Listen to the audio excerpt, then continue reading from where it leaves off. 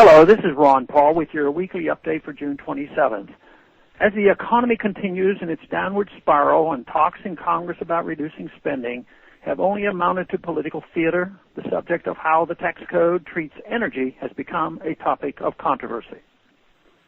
Specifically, should we subsidize, enforce mandates, or give tax credits and deductions to industries like ethanol and natural gas? Having a thriving energy market domestically is a good thing and something the government should not hinder.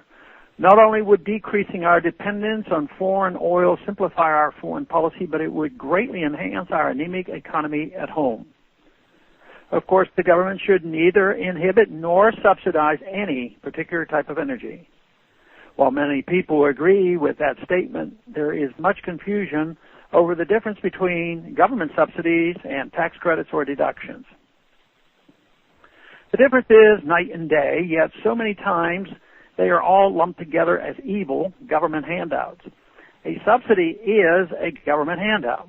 It amounts to the government taking money from the people and giving it to a favored interest. It is the worst sort of market manipulation and is something I can never support. This kind of government mischief is anathema to the Constitution and to the principles of freedom and the free market. By contrast, with tax credits and deductions, industries, business, and individuals simply get to keep more of the money they have earned.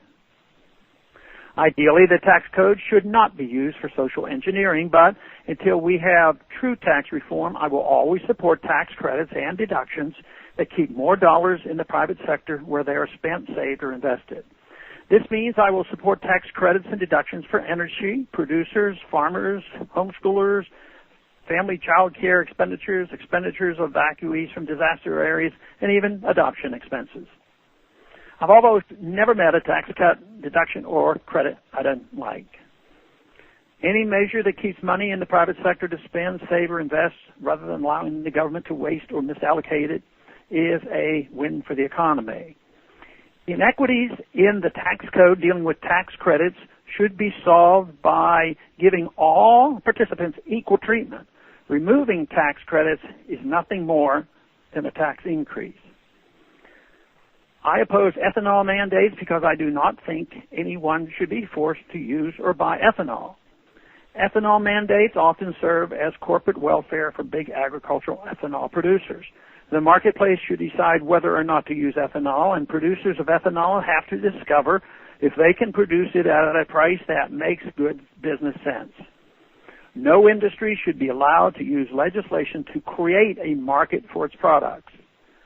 The real reason ethanol mandates continue to surface in federal legislation is that the agribusiness continues to have one of the most powerful lobbies in Washington.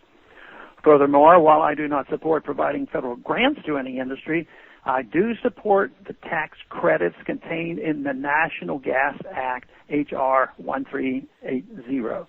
These credits reduce taxes for the production or purchases of vehicles that run on American-made natural gas. These credits are not subsidies.